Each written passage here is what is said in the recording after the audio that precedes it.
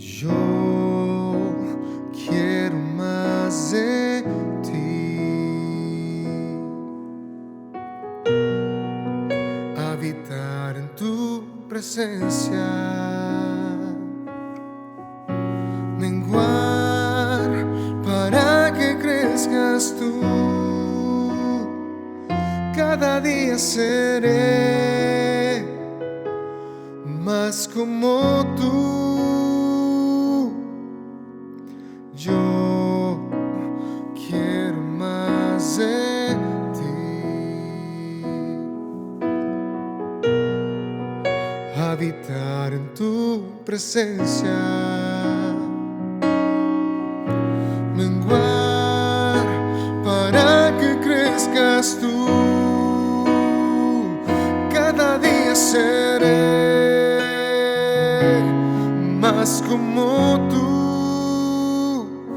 Quebranta mi corazón, quebranta mi vida, te entrego mi voluntad a ti.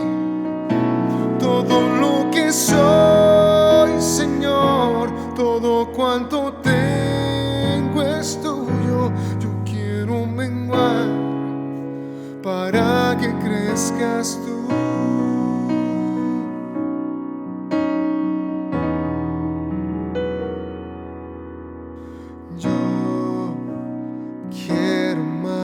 De ti, habitar en tu presencia, menguar para que crezcas tú. Cada día seré más como tú. Quebranta mi corazón, quebranta mi vida, te entrego mi voluntad a ti. Todo lo que soy, Señor, todo cuanto tengo es tuyo. Yo quiero menguar para que crezcas tú. Quebranta mi corazón, quebranta mi vida, te entrego mi voluntad a ti. Todo lo que soy, Señor, todo cuanto tengo es tuyo. Yo quiero menguar para que crezcas tú. Yo quiero menguar para que crezcas tú. Yo quiero menguar para que crezcas tú.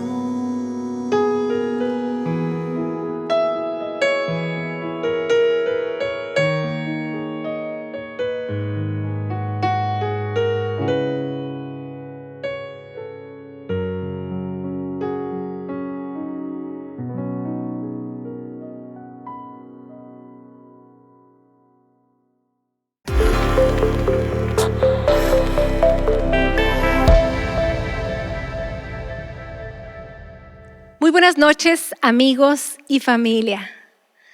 La semana pasada estuvimos hablando de cómo Jesús visitó Jerusalén, así como cada año para celebrar la Pascua.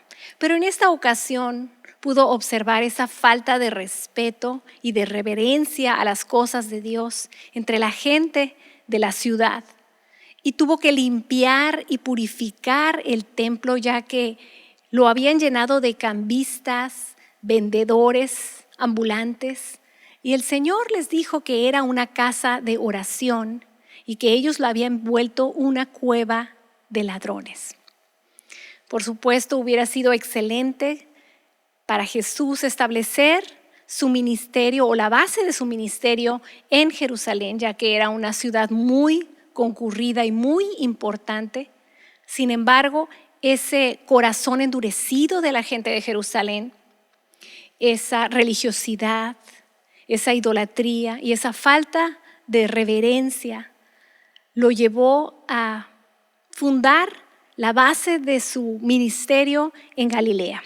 Entonces podemos ver a Jesús que después de hacer muchos milagros en Jerusalén, decide regresar a Galilea para establecer ahí su ministerio. Pero antes de comenzar su viaje de regreso, como dijimos la semana pasada, recibe una visita inusual. Un hombre misterioso que se acerca a él, encubierto, de noche. Y dijimos, ¿quién será este hombre misterioso? Bueno, primeramente podemos imaginarnos el alboroto que había en Jerusalén esa noche, después de que Jesús, aquel Galileo, joven Galileo, limpió el templo. Este joven profeta Galileo había desafiado a las principales autoridades de la nación y todo el mundo hablaba de eso que había sucedido. Los líderes religiosos hacían declaraciones hostiles y condenaban ese acto de Jesús, pero hubo algunos, incluso entre los fariseos, que sí quedaron muy impresionados por las palabras de Jesús. Es posible que aún esa declaración de Juan el Bautista acerca de que Jesús era el Mesías esperado hubiera llegado a los oídos de muchos en Jerusalén, porque recordemos que Juan el Bautista tenía una gran influencia en toda Judea. Pero ya sea que creyeron o no lo que Juan declaraba acerca de Jesús como el Mesías, los fariseos siempre estaban atentos a lo que pudiera afectar hacia sus propios intereses. Entonces sabemos por la Biblia que cuando les llegaron las noticias del ministerio de Juan el Bautista en el desierto, inmediatamente enviaron mensajeros a un grupo de sacerdotes y levitas, dice la palabra, para que fueran con él y le preguntaran si él era Elías o el Cristo. Juan 1, 19 al 27 dice, los judíos le enviaron a Jerusalén unos sacerdotes y levitas para preguntarle, ¿quién eres tú? Él confesó y no negó, sino que confesó, yo no soy el Cristo. Y le preguntaron, ¿qué pues? ¿Eres tú Elías? Y dijo, no lo soy. ¿Eres tú el profeta? Y respondió, no. Le dijeron entonces, ¿quién eres? Para que demos respuesta a los que nos han enviado. ¿Qué dices en cuanto a ti mismo? Dijo, yo soy la voz de uno que proclama en el desierto, enderezad el camino del Señor, como dijo el profeta Isaías. Y los que habían sido enviados eran de los fariseos. Le preguntaron y le dijeron, entonces, ¿por qué si bautizas si tú no eres el Cristo? Ni Elías, ni el profeta. Y Juan les respondió diciendo, yo bautizo en agua, pero en medio de vosotros está uno a quien vosotros no conocéis. Él es el que viene después de mí, de quien yo no soy digno de desatar la correa del calzado.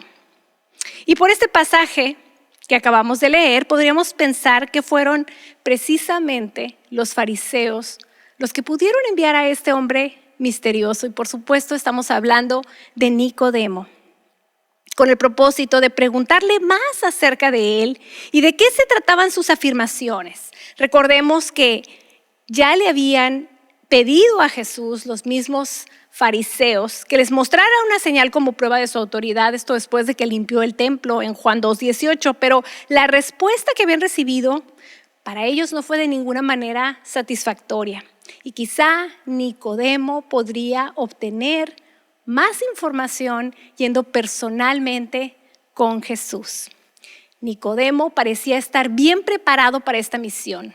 Era un gobernante de los judíos, miembro del Sanedrín, y aunque no era un hombre audaz, se le conocía como alguien que se preocupaba por las injusticias. Aunque es posible que Nicodemo hubiera sido enviado por los gobernantes judíos, muchos creen que Nicodemo hizo la visita sin que lo supieran otros miembros del Sanedrín. Pero ya sea que Nicodemo fuera con Jesús como mensajero o por su propia voluntad, sabemos que fue en secreto, sin querer que la gente de la ciudad supiera de su visita. Pero nos preguntamos, ¿dónde pudo llevarse a cabo esta visita esta misteriosa visita nocturna, pues probablemente en el monte de los Olivos o en sus alrededores, ya que no tenemos registros de que Jesús pasara la noche dentro de las puertas de Jerusalén. Nicodemo debió investigar desde muy temprano dónde pasaría Jesús junto con sus discípulos la noche para ir a verlo. Al anochecer, en medio de la oscuridad, Nicodemo fue a ver a Jesús. Cubierto de pies a cabeza con su manto, llamó a la puerta de la casa donde se hospedaba Jesús. Fue invitado y amablemente recibido. Dado que la parte superior de una casa se usaba a menudo para conversaciones privadas, es probable que subieran al techo Jesús y Nicodemo para platicar en privado. Ahí Nicodemo dio a conocer el propósito de su visita. Y dice Juan 3:2, este vino a Jesús de noche y le dijo, Rabí, sabemos que has venido de Dios como maestro, porque nadie puede hacer estas señales que tú haces si no está Dios con él. Pues está claro que Nicodemo reconoció a Jesús como un profeta y probablemente había hablado con sus colegas en favor de Jesús. Más adelante en el ministerio de Jesús vemos que Nicodemo lo defendió frente a los principales sacerdotes y los fariseos en un momento en el que era peligroso para él hacerlo, ya que ellos estaban enfurecidos. Juan 7, 45 al 52 dice, luego los guardias regresaron a los principales sacerdotes y a los fariseos y ellos les dijeron, ¿por qué no le trajisteis? Los guardias respondieron, nunca habló hombre alguno así. Entonces los fariseos les respondieron, ¿será posible que vosotros también hayáis sido engañados? O sea, ¿cómo es posible que ustedes también? ¿Habrá creído en él alguno de los principales o de los fariseos? Pero esta gente que no conoce la ley es maldita. Nicodemo, el que fue a Jesús al principio y que era uno de ellos, fíjense, les dijo, ¿juzga nuestra ley a un hombre si primero no se le oye y se entiende qué hace? Le respondieron y dijeron, ¿eres tú también de Galilea? Escudriña y ve que de Galilea no se levanta ningún profeta. Pero aquí podemos ver que Nicodemo reconoció que Jesús venía de Dios. Y aunque probablemente esa noche en que lo visitó aún no estaba preparado para aceptarlo como Mesías, sí reconocía que venía de parte de Dios. Y lamentablemente lo mismo sucede hoy con muchas personas que han escuchado el plan de salvación a través de reconocer a Jesús como su Señor y Salvador y al parecer estuvieran de acuerdo con todo lo que han escuchado, pero no están dispuestos a tomar una decisión por Cristo y a darle la espalda a los placeres temporales. No están dispuestos a pagar el precio. Y entonces es como si le dieran la espalda a la verdad. Nicodemo reconoció los milagros, o sea, las señales que Jesús había realizado. Un milagro se convierte en el lenguaje universal que todos comprenden. Jesús dijo que por los milagros sería presentado el evangelio a los que no creen y predicado en todo el mundo. Fíjense, Mateo 16, 15 al 18 dice, y les dijo, id por todo el mundo y predicad el evangelio a toda criatura. El que cree y es bautizado será salvo, pero el que no cree será condenado. Y estas señales seguirán a los que creen. En mi nombre echarán fuera demonios, hablarán nuevas lenguas, tomarán serpientes en las manos y si llegan a beber cosa venenosa no les dañará. Sobre los enfermos pondrán sus manos y sanarán. Nicodemo quería escuchar sobre el reino que establecería el Mesías. Esperaba como los demás que sería un reino temporal, un reino glorioso y próspero que derrocaría a ese enemigo de ellos, al imperio romano. Nicodemo pensaba que todo israelita de nacimiento sería miembro de ese reino glorioso. Nicodemo pudo haber hecho otras preguntas también acerca de las señales y los milagros del Mesías, pero Jesús tenía esta declaración por hacerle. Y le dijo, de cierto te digo, que a menos que uno nazca de nuevo no puede ver el reino de Dios. Y tenemos solo fragmentos de la conversación que se dio entre Jesús y Nicodemo, pero sabemos que Jesús le explicó que el reino de Dios no era un reino de política ni un poder terrenal.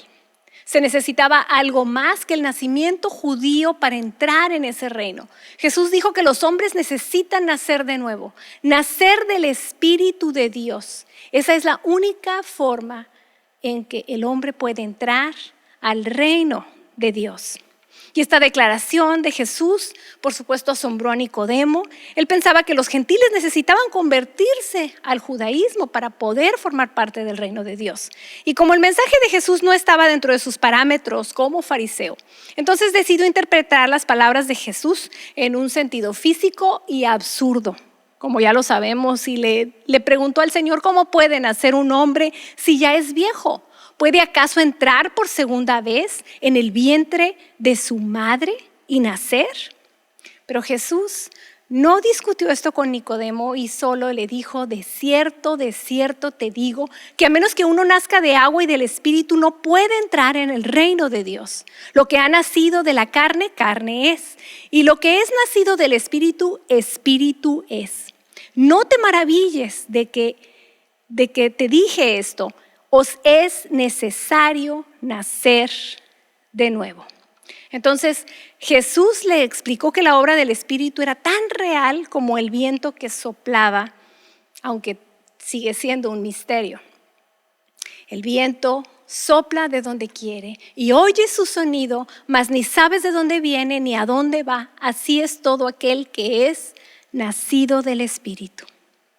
Pues Nicodemo estaba desconcertado con todo esto y ya no pudo decir nada más. Y Jesús, medio entristecido y medio en reproche, continuó explicándole acerca de las cosas espirituales. Incluso, fíjense, le reveló su misión, que debía dar su vida para que los hombres pudieran ser salvos.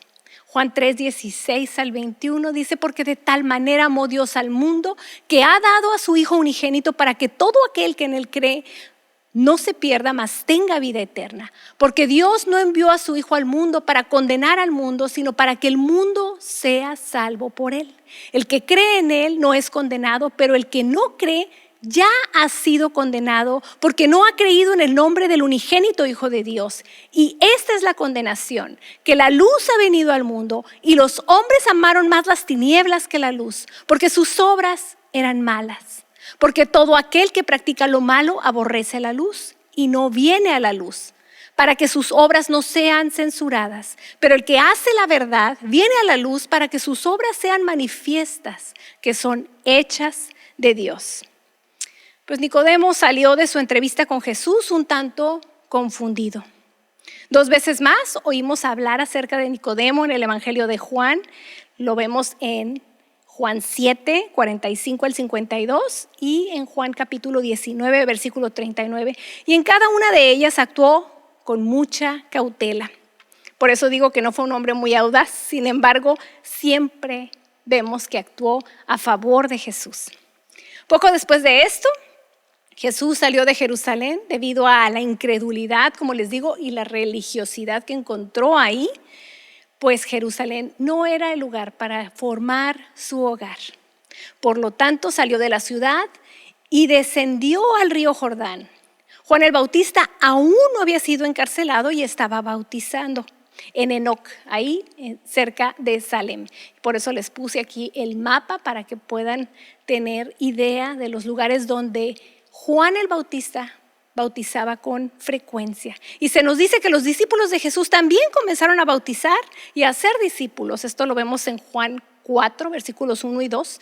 Pero sabemos que tan pronto como Juan fue encarcelado, los discípulos cesaron este tipo de ministerio, es decir, dejaron de bautizar hasta que Cristo les dio la gran comisión después de su resurrección. Es obvio que el bautismo que Juan llevaba a cabo fue solo una fase transitoria para el inicio del ministerio de Jesús. Jesús probablemente no consideró prudente hacer un cambio abrupto mientras Juan todavía estaba activo. Sin embargo, el bautismo que Jesús autorizaría sería claramente muy diferente al bautismo de Juan el Bautista. Entonces dice Juan 3, 25 al 26, surgió una discusión entre los discípulos de Juan y un judío acerca de la purificación. Fueron a Juan y le dijeron: Rabí, el que estaba contigo al otro lado del Jordán, de quien tú has dado testimonio, aquí él está bautizando y todos van a él. Y la respuesta de Juan es hermosa porque da prueba de su grandeza. Fíjense nada más, Juan no podía ni quería entrar en rivalidades humanas. Para él, Dios era la única fuente de todo buen don. Y les recordó a sus discípulos que él siempre había dicho que él no era el Cristo, sino que era el amigo del novio. Juan 3, 29 al 30 dice: el que tiene la esposa es el esposo, mas el amigo del esposo que está a su lado y le oye se goza grandemente de la voz del esposo. Así pues, mi gozo está cumplido. Es necesario que él crezca, pero que yo mengüe. Juan el Bautista supo cuál era su lugar. Él supo respetar el lugar y él supo darle toda la gloria y la honra a Dios. Y supo que él debía menguar mientras Jesús debía crecer. Entonces, mientras Jesús se preparaba para dejar Judea, le llegó la noticia de que los soldados de Herodes se habían llevado a Juan. Esto lo vemos en Mateo 4:12. Pero Jesús nunca volvería a ver a Juan el Bautista aquí en la tierra con vida. Empezaría una nueva era en el ministerio de Jesús. Jesús salió de Judea, ahí tienen el mapa, y se fue otra vez a Galilea. Y le era necesario pasar por Samaria, dice la palabra. Vino pues a una ciudad de Samaria llamada Sicar, junto a la heredad que Jacob dio a su hijo José. Y estaba ahí el pozo de Jacob. Entonces Jesús, cansado del camino, se sentó ahí junto al pozo. Era como la hora sexta. Vino una mujer de Samaria a sacar agua y Jesús le dijo: dame de beber. Pues sus discípulos habían ido a la ciudad a comprar de comer. La mujer samaritana le dijo: ¿cómo tú, siendo judío, me pides a mí de beber, que soy mujer samaritana? Porque los judíos y samaritanos no se tratan entre sí. Pues los samaritanos eran de sangre mixta. En parte eran paganos y en parte eran israelitas. Y en el momento de los primeros cautiverios, el rey asirio los había traído para repoblar el país. Fíjense lo que dice Segunda de Reyes 17, 24 al 25. Dice: y trajo de Asiria, el rey de Asiria, trajo gente de Babilonia, de Cuta, de Aba, de Amat y de Sefarbaim, y los puso en las ciudades de Samaria en lugar de los hijos de Israel. Y poseyeron a Samaria y habitaron en sus ciudades. Y aconteció al principio, cuando comenzaron a habitar ahí, que no temiendo ellos a Jehová, envió Jehová contra ellos leones que los mataban. Y su religión también era una mezcla de judaísmo y paganismo. O sea, no solamente la sangre mixta, sino la religión mixta. Segunda de Reyes 17:41 dice: así temieron a Jehová aquellas gentes y juntamente sirvieron a sus ídolos, y también sus hijos y sus nietos, según que hicieron sus padres, así hacen hasta hoy. Entonces, en los días de Nehemías, también vemos que habían ofrecido sus servicios como voluntarios para ayudar en la construcción de la ciudad, de los muros de la ciudad de Jerusalén, cuando el pueblo de Judá regresó de su exilio en Babilonia. Y los samaritanos les ofrecieron apoyo para levantar los muros de la ciudad. Y como ellos rechazaron esta alianza peligrosa, entonces los samaritanos se habían convertido en enemigos de los judíos. Esto lo vemos en Esdras 4, versículos 1 al 2. Los samaritanos creen, fíjense, que en el monte Gerizim fue el lugar santo original de Israel desde el momento en que Josué conquistó Canaán. Y el principal problema entre judíos y samaritanos siempre ha sido la ubicación del lugar elegido para adorar a Dios. Entonces ellos se pelean por el lugar donde, según ellos, es el lugar correcto para adorar a Dios. El monte Moria en Jerusalén, según el judaísmo, o el monte Gerizim, según el samaritanismo. Poco después del nacimiento de Jesús también ocurrió un accidente, o más bien un incidente muy grave. Según los historiadores, algunos samaritanos decidieron profanar el lugar de adoración de los judíos, el templo de Jerusalén. Y por supuesto esto pues enojó muchísimo a los judíos, y a partir de ese momento hubo un completo distanciamiento entre ambos pueblos. A partir de eso les prohibieron a los samaritanos entrar en el templo. Ya no tenían tratos entre ellos de ningún tipo, y como consecuencia de todo esto, la mayoría de los judíos, al hacer el viaje a Galilea, no tomaban el camino más corto pasando por Samaria, sino que tomaban la ruta más larga por el valle del Jordán. Sin embargo, vemos en la palabra, en esta historia, que Jesús decidió seguir el camino antiguo. Juan registra la declaración de que le era necesario pasar por Samaria, porque era el plan de Dios, porque Dios tenía un ministerio específico para Jesús en ese lugar, en ese momento. Así que muy temprano por la mañana, con el propósito de aprovechar bien las horas de la luz solar, Jesús y sus discípulos dejaron el área del Jordán e hicieron una parada para refrescarse y comer algo junto a un pozo que se encontraba localizado cerca de un pueblo llamado Sicar, en Samaria. Este pozo era famoso porque fue cavado por el patriarca Jacob muchos siglos antes. Jesús, cansado de su viaje, se sentó en el pozo, y como era la hora del mediodía, los discípulos fueron a la ciudad para comprar comida y otras provisiones para su viaje. Pero mientras Jesús esperaba a sus discípulos, se acercó una mujer samaritana. Seguramente llevaba su vasija sobre su cabeza, como era la costumbre entre las mujeres cuando iban al pozo a sacar agua. Y normalmente las mujeres de la ciudad salían a sacar el agua durante las horas de la mañana o ya muy por la tarde, cuando ya había bajado el sol.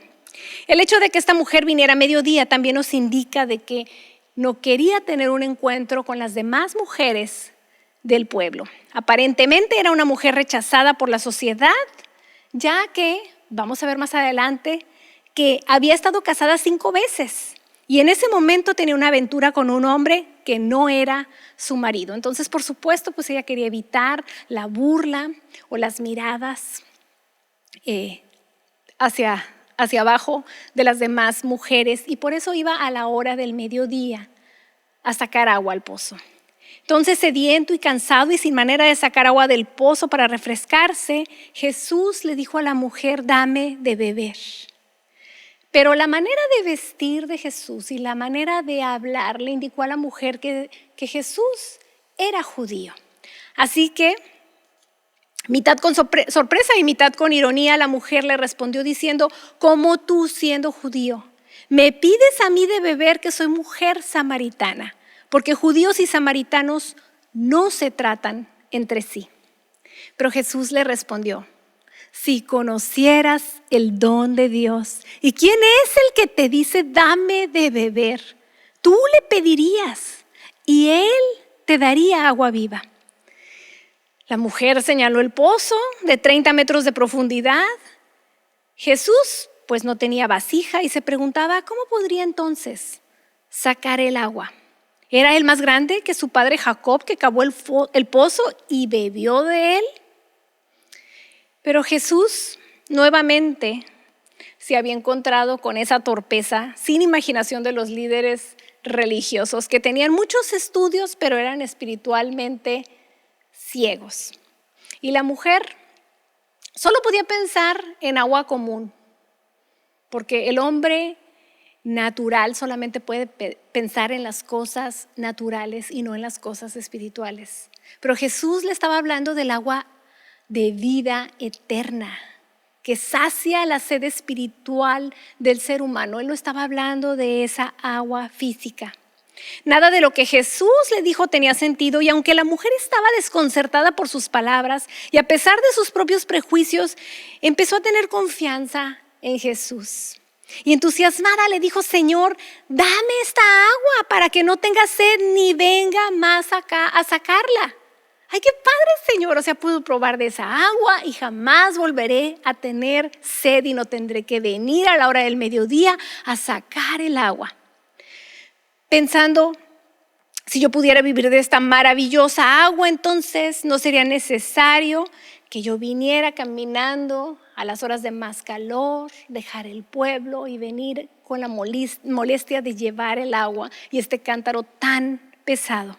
Pero en ese momento el Señor cambió la conversación repentinamente y me encanta la manera de enseñarnos del Señor. Y le pidió que fuera a llamar a su esposo y volviera.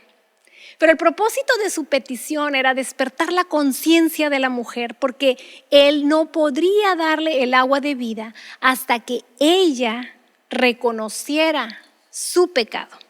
Entonces las palabras de Jesús la obligaron a responder, por supuesto que no tenía marido, y el Señor, reconociendo su confesión, entonces sacó a la luz su vida pecaminosa. Fíjense lo que dicen los versículos 17 y 18. Respondió la mujer y le dijo, no tengo marido. Y le dijo Jesús, bien has dicho, no tengo marido, porque 5 maridos has tenido y el que tienes ahora no es tu marido. Esto has dicho con verdad. Y aquí vemos en operación el don de la palabra de conocimiento en Jesús.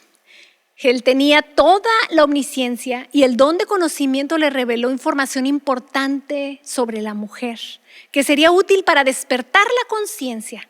Jesús no estaba ahí para acusarla y condenarla, por supuesto, como no se aparece en nuestras vidas, tampoco para acusarnos y condenarnos. Sin embargo, sí era necesario que despertara su conciencia antes de que Él pudiera ayudarla. Y esto es una clave porque es importante que tú y yo despertemos hacia la manera en la que estamos llevando nuestra vida. Porque dice la palabra de Dios que fuimos creados para gloria y honra de su nombre. Y muchas veces queremos que el Señor nos ayude, que el Señor provea, que el Señor traiga sanidad, que el Señor traiga una multiplicación. Pero es necesario que primero reconozcamos cuál es la actitud de nuestro corazón.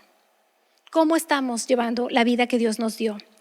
El Señor sigue trabajando de la misma manera que hizo con esta mujer samaritana. Su deseo, por supuesto, es ayudarnos, proveer para nuestras necesidades, sanar nuestras enfermedades y sostenernos también en tiempos de adversidad como estos que estamos enfrentando. Sin embargo, es necesario que antes despierte nuestra conciencia sobre nuestra manera incorrecta de vivir, que reconozcamos que necesitamos de la ayuda del Espíritu Santo para corregir el camino y por supuesto que nos arrepintamos de nuestra manera de vivir. Solo entonces tú y yo podremos experimentar esa agua viva que nos ofrece y que puede saciar todo nuestro ser.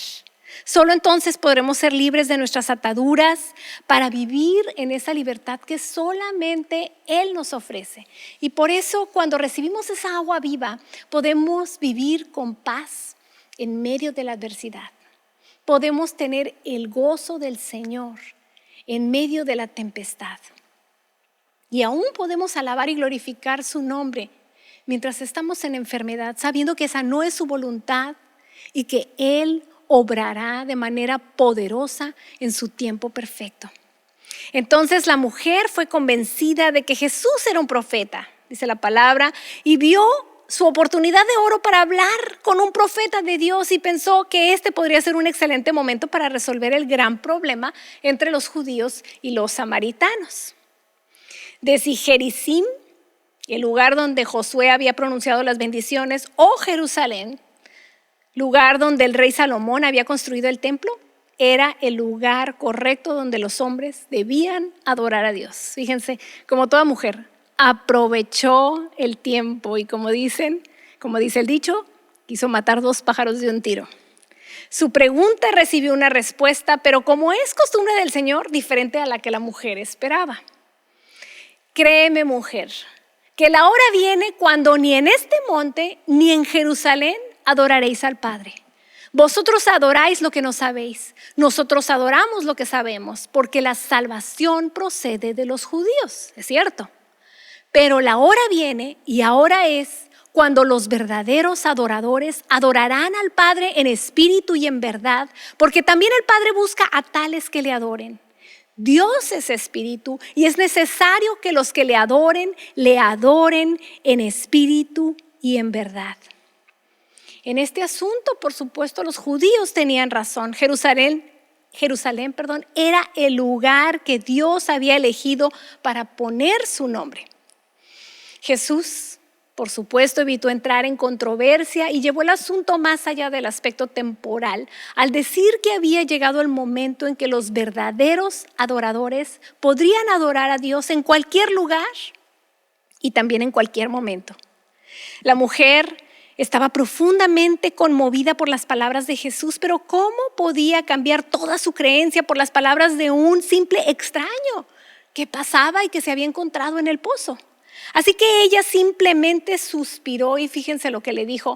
Bueno, sé que viene el Mesías, que es llamado el Cristo. Cuando Él venga, nos declarará todas las cosas. Y luego sucedió algo hermoso. En una revelación repentina y sorprendente de parte de Jesús. Y Jesús decidió revelar a esta mujer rechazada por la sociedad el secreto de su identidad y la razón de su venida al mundo, a una mujer que no era judía, a una samaritana y una samaritana pecadora. Y él decidió revelar la misión y le dijo a la mujer: yo soy el que habla contigo. ¡Wow! Estas palabras me estremecen. Y en ese momento regresaron los discípulos con las provisiones que habían comprado en la ciudad. Y debido a que no era la costumbre de que un judío hablara con una mujer en público, aun si era su esposa o su hija, les pareció extraño que Jesús estuviera platicando con una samaritana, aunque por supuesto ya se habían acostumbrado a la manera tan extraña e inesperada de actuar de Jesús. Por tanto, pues no le objetaron nada. Y la mujer tampoco les prestó atención, estaba muy interesada en las palabras de Jesús. Y asombrada por esta gran revelación, salió corriendo hacia la ciudad dejando su cántaro de agua. Fíjense, los discípulos le ofrecieron de comer a Jesús cuando la mujer salió corriendo, pero él se sentía completamente satisfecho de ganar un alma. Y simplemente dijo: yo tengo una comida para comer que vosotros no sabéis. Y por supuesto se refería a las palabras que le contestó al diablo cuando fue tentado para convertir esas piedras en pan. ¿Se recuerdan que le dijo: no solo de pan vive el hombre, sino de todo lo que sale de la boca del Señor?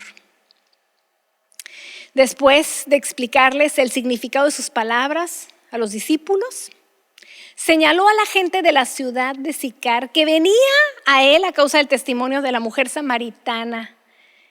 Venid, ved a un hombre que me ha dicho todo cuanto he hecho. ¿No será este el Cristo? Así gritaba la mujer, y los hombres de la ciudad salieron corriendo detrás de ella para ver a Jesús.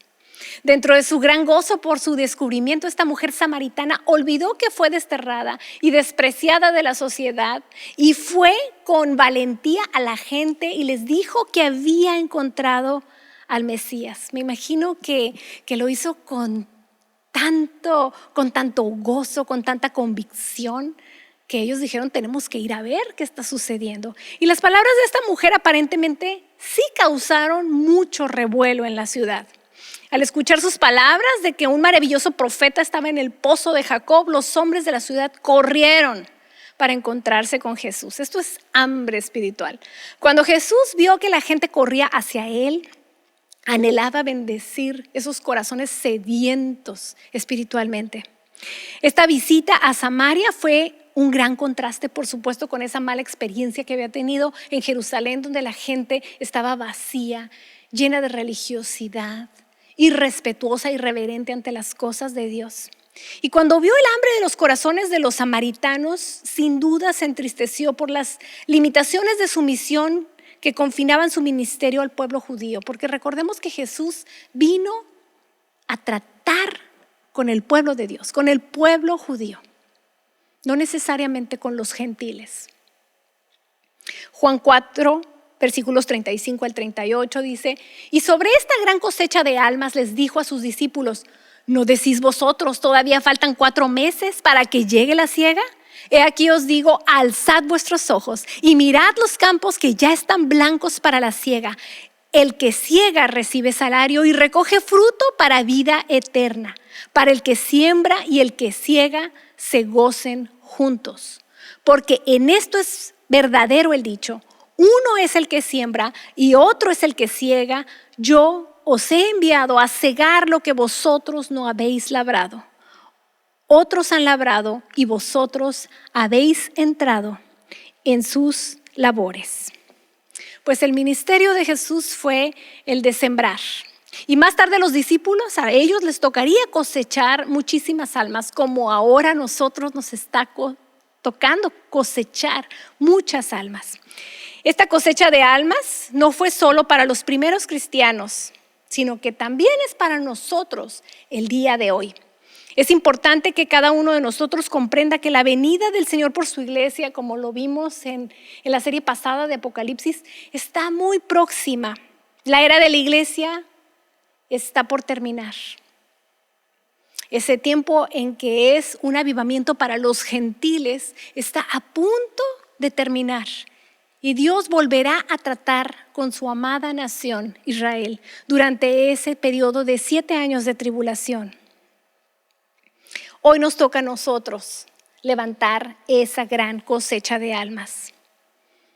Hoy es el tiempo cuando Dios todavía está trabajando con los gentiles y a nosotros nos toca colaborar junto con el Espíritu Santo de Dios para levantar esa gran cosecha de almas. Después del arrebatamiento de la iglesia, Dios volverá a trabajar con su pueblo escogido, el pueblo de Israel, durante los 7 años de tribulación, y es un tiempo todo detallado en el libro de Apocalipsis. Entonces, el pueblo de Israel, dice la palabra, que experimentará un despertar espiritual y lo reconocerán como su Mesías. Esto lo vemos en Mateo 24, 30 al 36. La cosecha de almas de ese día en las afueras de Sicar fue tan grande debido a que sus corazones estaban sedientos de Dios, que Jesús consintió, fíjense, todavía en quedarse un par de días más. Aunque no hizo milagros ahí, la gente lo recibió con gozo y creyeron en el Cristo, el Salvador del mundo. Y muchos más creyeron a causa de su palabra. Ellos decían a la mujer: ya no creemos a causa de la palabra tuya, porque nosotros mismos hemos oído y sabemos que verdaderamente este es el Salvador del mundo. Qué convicción tan tremenda de haber visto al Salvador y de decir: ahora ya no es por lo que hemos oído, sino es porque nosotros hemos constatado que esto es verdad. Hemos sido testigos de esta gran verdad. Esos 2 días que Jesús permaneció en Sicar produjeron frutos abundantes y los resultados fueron las primicias de la gran cosecha de gentiles que estaría por venir. Sin duda fueron las enseñanzas de estos 2 días las que jugaron un papel importante en la rica cosecha de almas que tuvo lugar unos años más tarde, cuando Felipe fue a Samaria y les predicó a Cristo. Esto lo pueden leer en Hechos 8. Seguramente Jesús, por supuesto, deseaba permanecer en ese lugar donde había sido recibido con tanto entusiasmo. Lo contrario de lo que sucedió cuando fue a Jerusalén. Pero una demostración pública a favor de los samaritanos en ese momento seguramente hubiera perjudicado su ministerio entre el pueblo judío. Por lo tanto, Jesús se despidió de ellos y dice la palabra que se encaminó hacia Galilea. Y con esto terminamos esta lección. No sin antes hacer hincapié en que el Señor se goza cuando tú y yo tenemos hambre y sed de Él. Cuando nosotros tenemos un corazón enseñable y podemos recibir la instrucción de parte de Dios. A mí me asombra cómo esta mujer fue enfrentada con su pecado, cómo el Señor le mostró y le hizo ver y reconocer su vida pecaminosa. Pero ella no se ofendió, sino que ella recibió la verdad y el amor de Dios. Esto trajo sanidad a su alma, por supuesto, pero también le trajo la salvación. Y no se queda solamente ahí, sino que ella pudo impactar la vida de todos los que vivían a su alrededor. El Señor la sanó a ella, pero también la redimió ante los ojos de los demás, porque los demás reconocieron que fue por sus palabras que ellos pudieron ver la verdad. Que el Señor nos ayude a tener un corazón sensible para Él, un corazón enseñable, un corazón dispuesto a escuchar, pero también a obedecer su voz. Que Dios los bendiga. Les deseo una hermosa semana en la presencia del Señor. Nos vemos la próxima semana.